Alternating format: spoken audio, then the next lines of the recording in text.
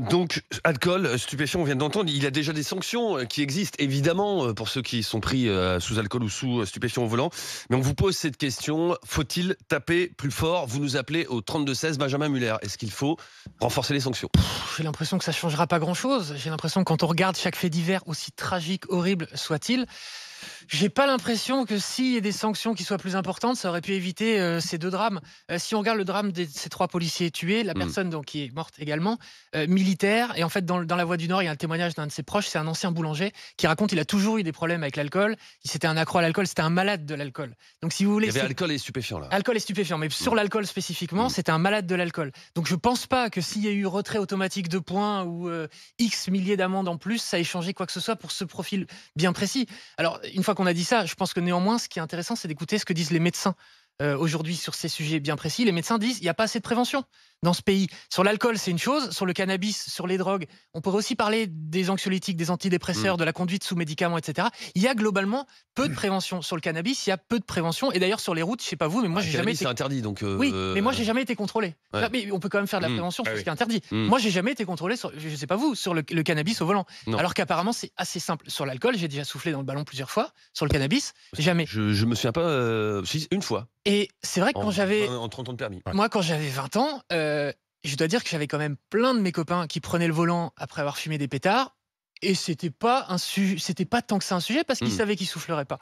Alors que sur l'alcool, on savait qu'il y avait ce risque-là. Donc je veux dire, les risques et les conséquences de cette conduite, je suis pas sûr que ce soit ça qu'il faut changer. C'est la prévention et l'état d'esprit global qu'il faut remettre en question. Laurent Dandrieux, on revoit les sanctions, on les aggrave?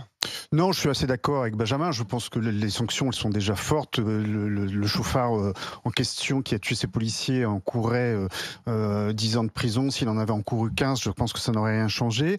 Je pense qu'effectivement, il y a en tout cas sur le problème spécifique du cannabis, une espèce c'est une atmosphère qu'il faut changer. Je pense que quand le fait de consommer du cannabis fait partie de votre quotidien, que vous fumez plus ou moins tous les jours, alors que les effets, je pense, mettent souvent plus de 24 heures à se dissiper, fatalement, ce genre d'accidents sont susceptibles de se produire. Donc, je pense que c'est vraiment, effectivement, au niveau de la prévention, il faut lutter contre cette espèce de culture de la fumette qui, aujourd'hui, touche des millions de gens dans ce pays. Et en plus, je trouve, est assez... valorisé par l'ambiance générale, c'est-à-dire que autant il y a un climat très très critique un peu partout. C'est-à-dire par qui? Par médias, cinéma, culture sympa, populaire. Bah ouais, il y a tu peux dire la même chose. Tu peux dire la même chose de l'alcool. Il y a une culture. Non, c'est pas vrai. Il y a une culture je suis de pas l'alcool d'accord en France. Enfin, je suis désolé. Non, quoi. mais qui n'est pas valorisé publiquement. Non, mais elle n'est pas valorisée publiquement. Non, mais ça change tout. Mais ça change tout. Oui, mais c'est une ambiance générale aussi. Tu sais moi, très ce que bien je te dis, quand on discute avec des amis, hier soir, on a bu un petit peu trop, avec modération. Ouais. Et puis La troisième mi-temps, tout ça, Ah oui, il y a quand même la mais culture. ce que je te dis, c'est que moi, je suis critique de cinéma. Je vois souvent dans les films français, notamment, la scène où on se passe un joint et tout le monde rigole. Et tout ça est décrit comme un truc fondamentalement sympathique. Tu n'as pas l'équivalent pour des scènes de biture. Donc, il y a une culture valorisante qui, à mon avis, contre laquelle qu'il faut lutter. Frédéric Hermel, est-ce qu'on alourdit, on renforce les sanctions? Oui. Oui, pour un simple effet domino.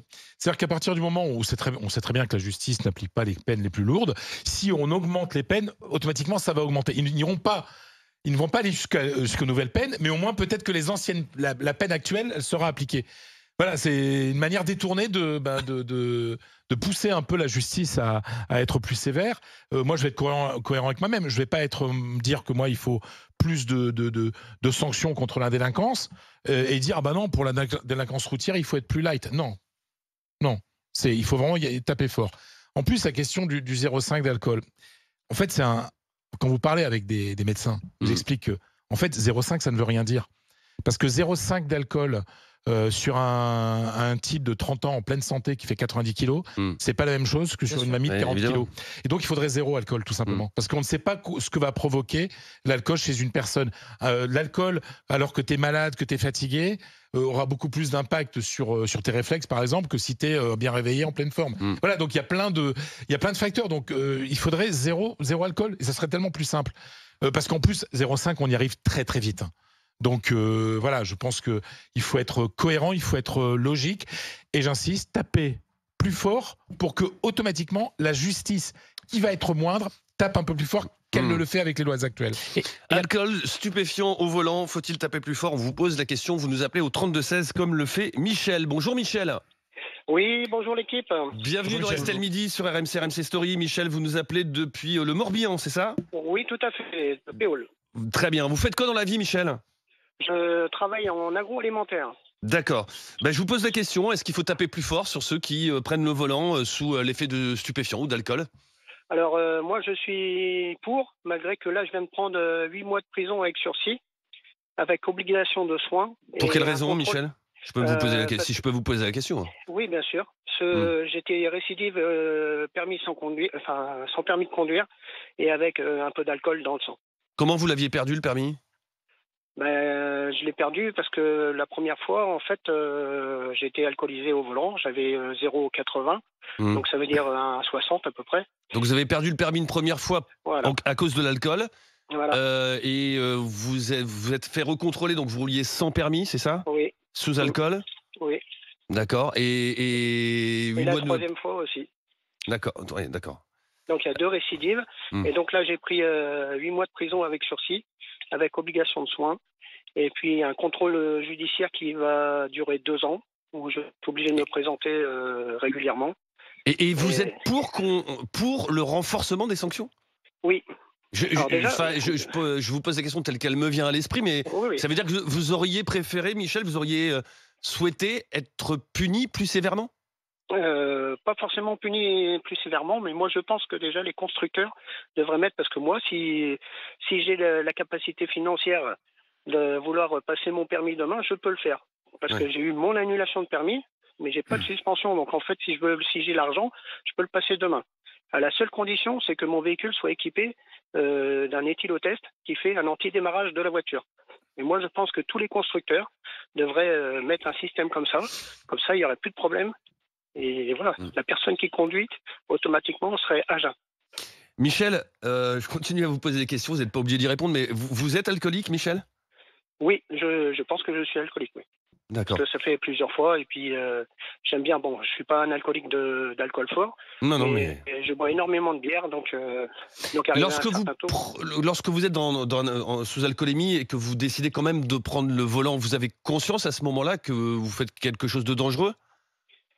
Ou pas forcément, parce que j'ai été sur la route pendant des années et des années, et j'ai jamais eu un seul accident dans ma vie. Et ça fait plus de 40 ans que je conduis, et j'ai eu des fois où j'étais très alcoolisé.